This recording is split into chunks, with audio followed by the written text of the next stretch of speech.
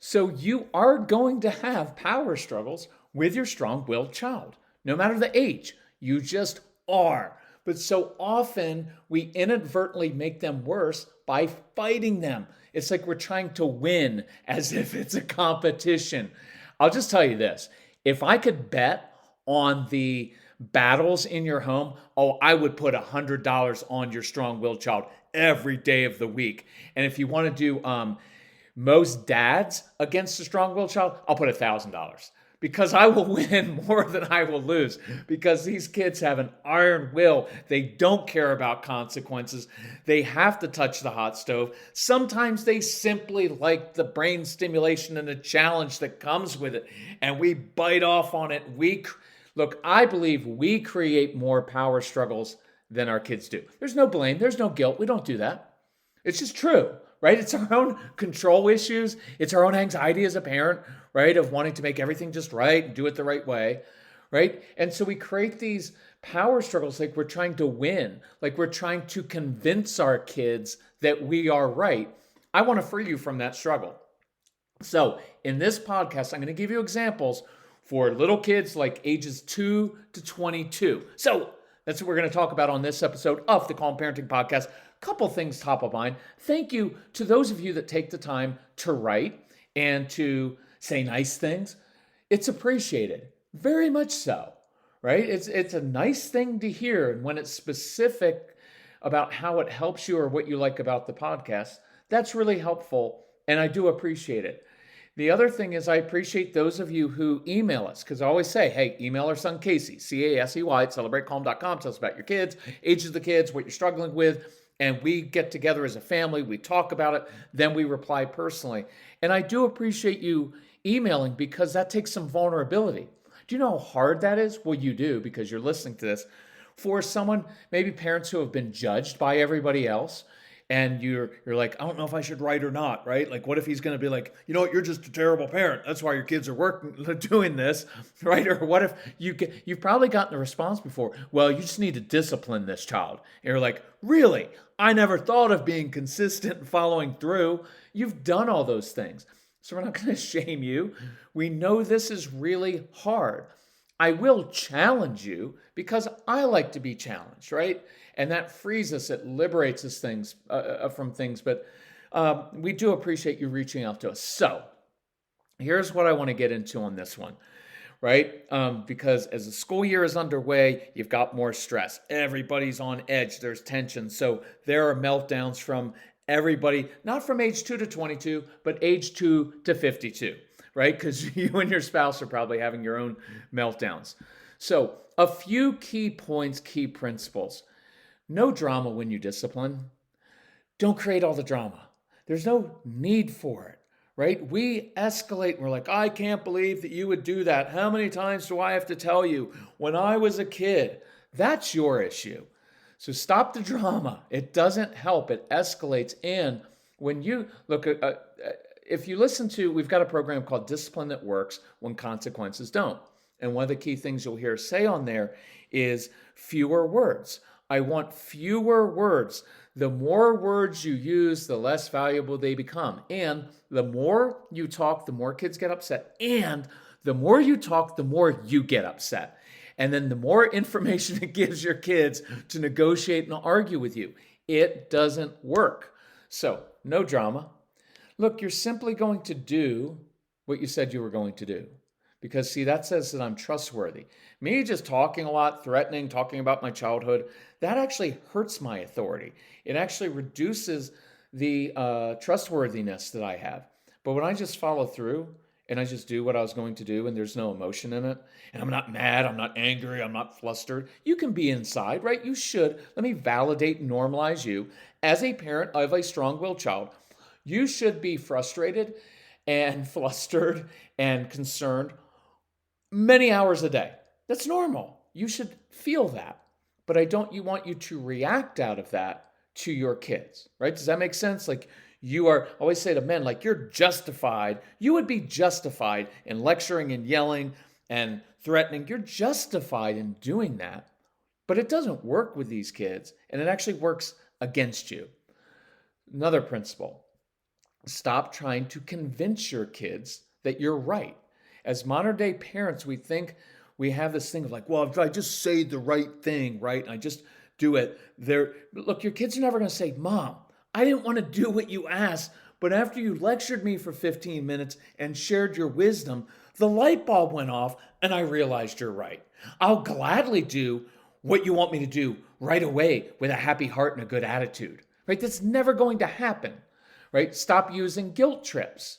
That's that whole resentment thing. When I was a kid, after all I do for you, that's pure manipulation, right?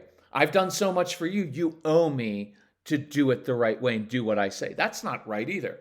As a side note, and I wish I could swear because I want to right now with this, but I have heard a couple dads say on phone consultations, yeah, I was telling my strong-willed child, our home life is so much more difficult or unpleasant because of you. Or if you can't shape up, we're going to have to send you off somewhere. And this is where I want to say, why would you say that to a child? Seriously, you're causing so much damage oversharing and saying such things, right? Deal with your own stuff first before you put everything on the kid ruining your home. I'm not dismissing the fact that you have kids that are extremely difficult, that make things, right? They dominate the home. You can't have simple movie night at your house because the strong-willed child has to pick out the movie or he's not going to be happy or he has to steal the popcorn or put a certain amount of butter or not butter and all that. I get it. It's really, really difficult. But please stop saying such hurtful and harmful, damaging things to a kid. What do you expect the kid to say? You know what? That's true. Came out of the womb like this, and I know it's my nature. So if I were you, I'd probably hate me because I'm starting to hate myself as well. And I'm realizing teachers, parents, authority figures, my brother and sister, friends, I have trouble with friends. Just about everybody doesn't like me, and I feel like I don't really fit in society, and like I'm swimming uphill all the time. And so I'm starting to internalize that I'm the issue in life, and the reason our family isn't happy is because of me. Dad, Mom, thank you for letting me know that. Now I can start doing drugs and effing off myself. Right? Like what? Just please. I try not to be shaming. I'm not trying to shame you. But if you are listening, you do that, stop. Like, don't do that. If you want to vent, email us, email Casey, and vent paragraph after paragraph. And I will validate you and say, yeah, really frustrating.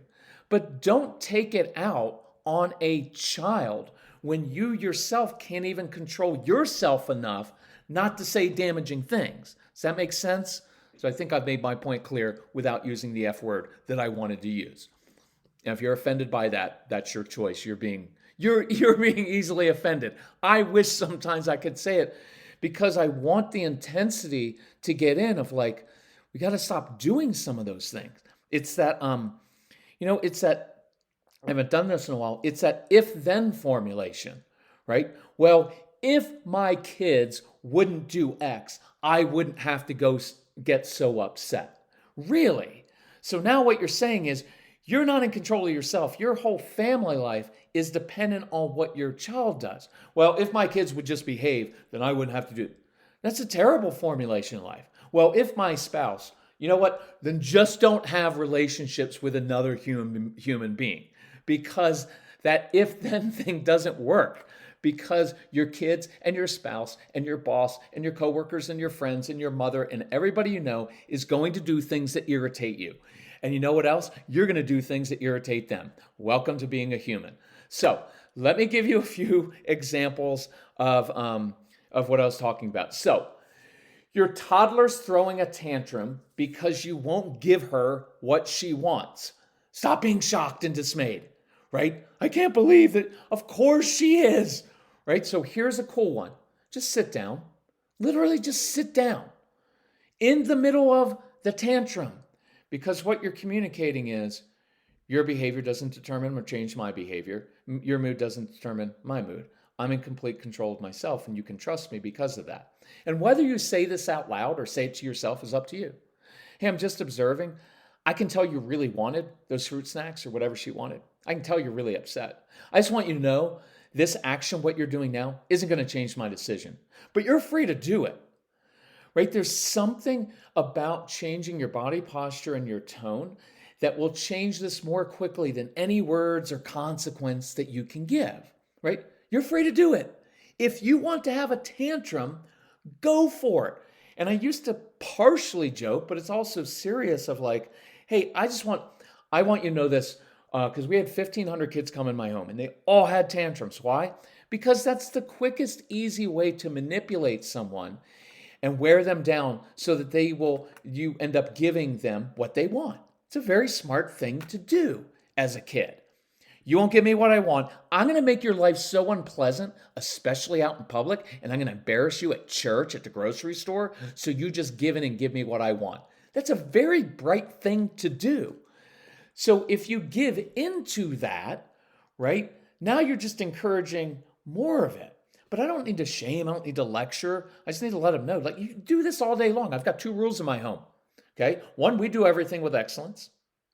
Right? So if you're going to throw a tantrum, I want a good one. Give me everything you've got. But my second rule is it's never going to work with me. Never, ever, ever, ever, ever. I don't care if we're in public, if I'm embarrassed because it's my own immaturity, I'm letting the opinions of another adult that I don't even know or care about change how I discipline my child. No, you can do it in public. I just want to let you know it's not going to work.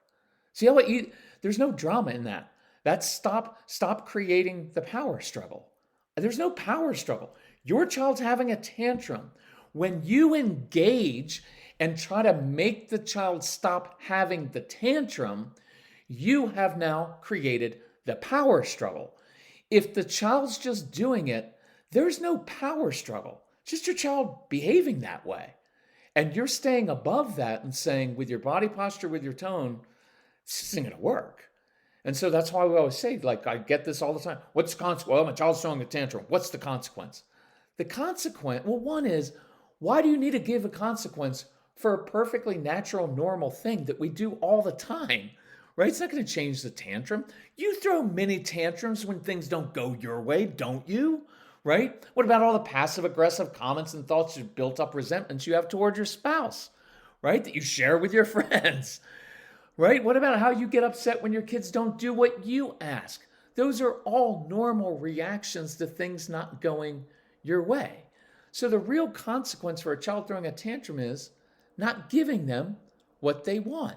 That takes away the power of the tantrum. They only throw tantrums because they know that you're tired, that you and your spouse aren't on the same page, which is another reason I want you to go through the programs and listen, Calm Parenting Package or Get Everything Package. Just have hubby, because most husbands, there are some that will, but most listen to the dad's program, the discipline program, and the Enjoying Your Strong-Willed Child. In fact, I make the Strong-Willed Child the dad's one, and maybe the 30 Days to Calm one for dad. And that's it. Moms, you listen to everything else, and then you fill them in with the highlights from there. I'm not being sexist. I'm just saying that's how it works, right? How many men read parenting books from cover to cover? Very, very few. How many moms do? All of them, right? Look, I've been doing this for 20 years. Most emails we get are in the middle of the night or late at night, right? It's almost never a dad. You know, it's midnight and I'm up and I'm just worried about my strong-willed child and I'm just wondering. But it's never a dad. We go to bed and we're like, as soon as we're asleep, we're like, we forget that we have children. Moms never forget. So it's always, not almost always, it is always a mom who late at night, who is emailing, asking about these things. So I'm just dealing with reality here. So, right, they know you and your spouse aren't on the same page. That's one of the beauties of the phone consultations is I can hear the tension, and sometimes it's not that hard because in the middle of a consultation, sometimes the husband and wife, I can hear them. I can hear sometimes the control issues of one spouse, and I can hear the subtle resentments. And it used to make me really uncomfortable. It still does, right? Because it's weird. But now I can address it and say, hey, you know what I just heard? And now I can say things that maybe the other spouse can't say because you're not married to me, thankfully for you, right? And what your kids know is you're tired, you're going to eventually give in. So when they learn that their manipulation simply won't work, then they'll stop and you can teach them how to talk to you like a grown-up. Now, what about a child who's a little bit older. Maybe they're in elementary school or they're middle school, and they just push your buttons. Instead of reacting and getting flustered, next time just do this.